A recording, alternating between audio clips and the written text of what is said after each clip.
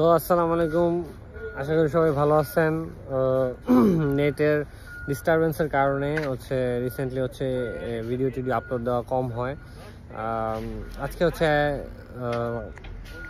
যে টপিকটা নিয়ে কথা বলবো সেটা হচ্ছে আপনার এই যে পাথরের মধ্যে ডিফারেন্স যেটা, রেটের ডিফারেন্স যেটা, এটা হচ্ছে আপনারা আসলে বুঝতে পারেন না। যেটা জেনুইনলি আছে আপনার পাথরের যে রেটের ডিফারেন্সটা হয়, এটা হচ্ছে একমাত্র ঢাকার মধ্যে যে রেটের ডিফারেন্সটা হয় এটা হচ্ছে চিটাগাংয়ে তো আলাদা, ঠিক আছে। চিটাগাং সব দুবাই পাথর ইউজ হয়।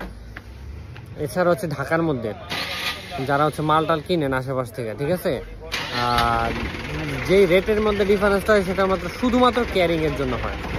যেই মালটা বাই রোডে আসে সেই মালের ক্যারিং 2x পরিমাণ আপনার দ্বিগুণ হয় আপনার বাই বোটের ক্ষেত্রে।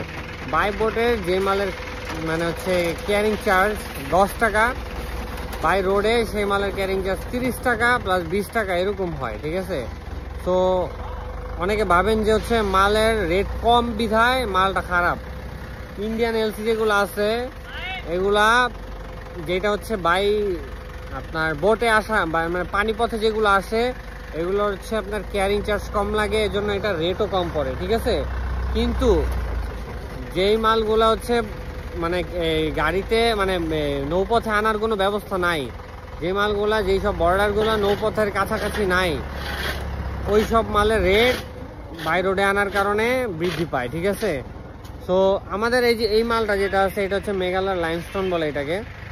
এই মালটার রেট আর মেঘালয় একদম ফুল ব্ল্যাক মালটার রেটের মধ্যে প্রায় 30-50 টাকা ডিফারেন্স আছে, ঠিক আছে। এটা শুধু একমাত্র কারণ আপনার বাই ক্যারিংটা। এখন এই ব্ল্যাক এলসিটা যদি আমরা আপনার বাই বোটে আনতাম, ঠিক আছে, যদি নৌপথে আনতাম, তাহলে সেক্ষেত্রেও মালের রেট প্রায় এইটার কাছাকাছি চলে যেত। আর এই স্ট্রেন যেটা এক্স্যাক্টলি আপনার আশেপাশে